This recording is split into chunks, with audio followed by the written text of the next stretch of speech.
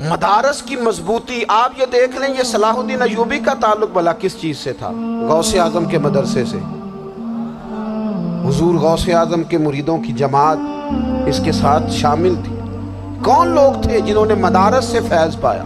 رازی اور غزالی، حضور غوث اعظم، خواجہ اجمیر، یہ سب لوگ مدارس کے لوگ ہیں۔ کمزوریاں ہیں، غلطیاں ہیں، بہت ساری چیزوں کی اصلاح کی ضرورت ہے، لیکن یہ دین کا بہت بڑا قلعہ ہوتا ہے مدرسہ، لیکن اس کی مخالفت کی جاتی ہے۔ مجھے بتائیے، اگر مدرسوں میں کمزوریاں ہیں تو کالجوں یونیورسٹیوں میں نہیں ہیں؟ ہم نے کبھی مخالفت کی ہے بند کر دو سارے؟ لیکن لوگوں کا جب خیال آتا ہے، جب ہمارے ایک سابقہ وزیر صاحب تھے سر راہ، کسی دعوت میں میری ان سے ملاقات ہو گئی تو انہوں نے کہا مدرسوں کا کردار کیا ہے آج کے ماحول میں؟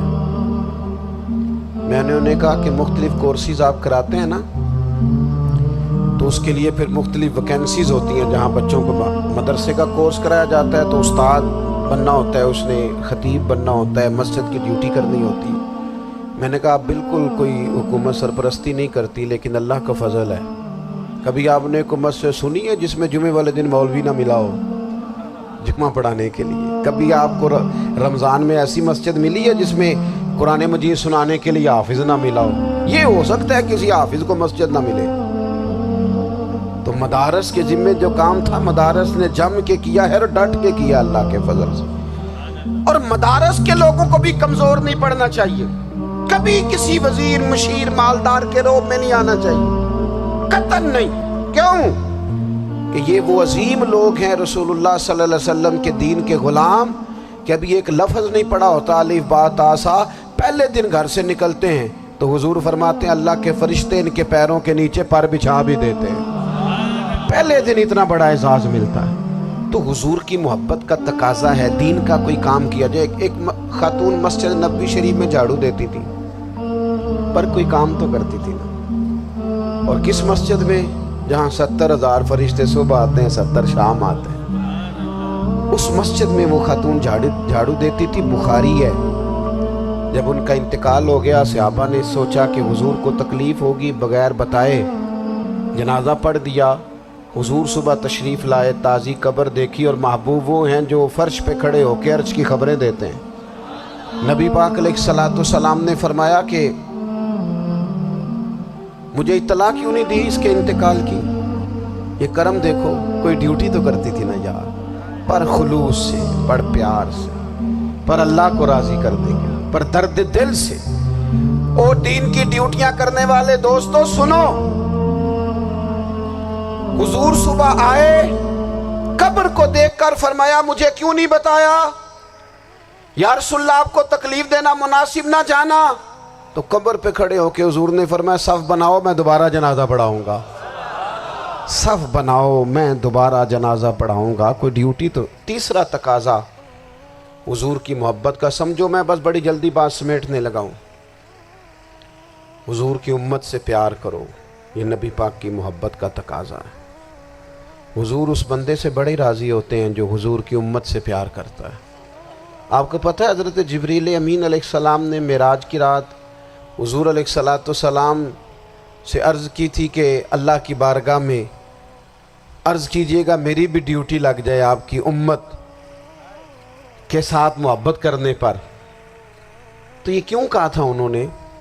علماء نے لکھا اس لیے کہا تھا کہ حضرت جبریل بھی جانتے ہیں کہ حضور کی امت سے محبت کی بات کی جائے نا تو نبی پاک راضی ہوتے ہیں۔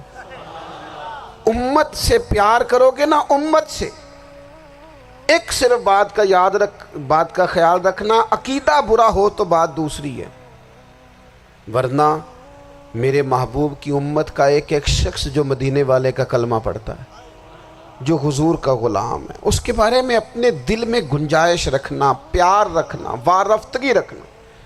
اور دوستو یہاں لوگ کس کس طرح گروہوں کو، جماعتوں کو سپورٹ کرتے ہیں۔ نبی پاک نے اس امت کی کثرت پر فخر بیان کیا، اور حضور فرمانے لگے 120 صفیں جنتیوں کی ہوں گی، قیامت میں 80 صفیں صرف میری امت کی ہوں گی۔ میں کثرت امت پر فخر کروں گا۔ ان لوگوں سے پیار کرنا ہے، ان کے دکھ درد کو سمجھنا ہے۔ پتہ ہے آج کیا ہوتا ہے؟ آج ہمیں نا مختلف چھوٹے چھوٹے ملکوں میں بانٹ دیا گیا، تو ہم کسی دوسرے مسلمان بھائی کا درد نہیں محسوس کرتے، ہم گھروں میں نہیں محسوس کرتے۔ پڑوسی پر ظلم ہو رہا ہو تو ہم کہنے پتر ساڈا نہیں مسئلہ، یہ مسئلہ ہے، تینوں کی لگے۔ حالانکہ پڑوسی کی آگ اس لیے بھی کسی وقت بجھا دینی چاہیے کہ پڑوسی کی نہ بجھائی جائے تو اپنا گھر بھی زاد میں آ جاتا۔ آج امت مسلمہ سے ہمیں بس لگا دیا گیا اپنے حصے کی روٹی کماؤ، اپنے حصے کی کوٹھی بناؤ، اپنے حصے کی گاڑی خریدو، اپنے حصے کا۔ امت کا درد، امت کی بات، وحدت امت کا تصور، امت کا دوبارہ سے وہ شان، ارسل رسولہ بالہدی ودین الحق لیظہرہ علی الدین کلہ، وہ تصور کب ہوگا؟ اس وقت ہوگا جب ہم بات امت کی کریں گے۔ نبی پاک علیہ السلام نے فرمایا مسلمان کی مثال ایک جسم کی طرح ہے، جسم کے ایک حصے کو تکلیف ہو تو سارا آزمائش میں آ جاتا ہے۔ مجھے بتاؤ یہ انگلی درد کرتی ہو، یہ انگلی جسم کا حصہ ہے نا، تو میرا خیال ہے دماغ یہ کہہ دے گا کہ انگلی کی درد ہے نا منو کی لگے، دل کہہ دے گا کوئی نہیں ٹینشن لینے، انگلی کا مسئلہ ہے نا۔ ایسا نہیں ہوتا، بلکہ جب انگلی میں درد ہوتی ہے تو دماغ منصوبہ بندی کرتا ہے کہ اس کا علاج کیسے ہو سکتا ہے، دل پریشان ہوتا ہے، پیر چل کے جاتے، ہاتھ وہ دوائی وصول کرتے، دانت اسے چبا کر، حلق اسے نگل کر، معدہ اسے ذخیرہ کر کے جسم میں پھیلاتا ہے، پھر جا کے انگلی شفا پذیر ہوتی ہے۔ ایک حصے کو درد ہو تو سارا حصہ کام پہ لگ جاتا ہے۔ اسرائیل اگر تکلیف دے رہا ہے فلسطینیوں کو تو ہونا چاہیے تھا نا بعض مسلمان حکمرانوں کو نیند نہ آتی، وہ درد دل محسوس کرتے، ہونا چاہیے تھا نا کہ بعض لوگ یہاں ہم کیا کرتے ہیں بھلا بیٹھ کے، اب تو مجھے بعض چیزوں سے کوفت بھی ہونے لگا، ہم دیتے ہیں بیان، مذمت، آپ کے بیان دینے سے کیا ہوگا؟ فلانے نے بھی بیان دے دیا، فلانے نے بھی کلپ دے دیا، یہ کیا کر رہے ہیں؟ یہ تو آپ زندہ رہنا چاہتے ہیں۔ وہ جس طرح آج کل ہمارے ہاں بہت ساری چونکہ جماعتیں ہیں تو کشمیر ڈے آتا ہے نا تو مل کے ریلی نہیں نکالی جا سکتی، سوال نہیں پیدا ہوتا، کیونکہ ہمیں جماعتوں کو زندہ رکھنا ہے۔ اس جماعت کی خبر الگ لگنی چاہیے، اس جماعت کی خبر الگ، تو ایسے کوئی انقلاب آئے گا؟ یاد رکھنا امت کو پوری کو ایک طاقتور آواز بننا پڑے گا، ہمیں تھوڑا تھوڑا اوپر اٹھ کے سوچنا پڑے گا۔ خدا را اللہ تعالیٰ مجھے معاف کرے اگر کوئی بات میں سطحی کر رہا ہوں، دل کی گہرائی سے عرض کرتا ہوں اب تو بڑا سخت وقت آ گیا۔ اب چونکہ اب تو کیمرے کی آنکھ آئی ہے تو وہ زخمی بچے دیکھے نہیں جاتے، وہ تڑپتی مائیں دیکھی نہیں جاتی، وہ سسکتی اور آواز دیتی بیٹیاں سنی نہیں جاتی۔ وہ آوازیں ایسی ہیں جیسے وہ رات کے سناٹوں میں چیخیں بن کے لوگوں کو جگایا کریں گی۔ خدا را کچھ جرم ایسے ہوتے ہیں جن کی سزائیں بڑی سخت ہوتی ہیں، جن کی معافی بڑی مشکل سے ہوتی ہے۔ اپنے اندر جذبہ ایمانی پیدا کریں۔ اور میرے دوستو بستر پر بھی تو لوگ ماری جایا کرتے ہیں نا۔ اپنی زندگی رسول اللہ صلی اللہ علیہ وسلم کے دین کے نام کرو، جذبہ جہاد، شوق شہادت اور عشق رسول، یہ عناصر ہیں جو امت مسلمہ کو پیروں پر کھڑا کریں گے۔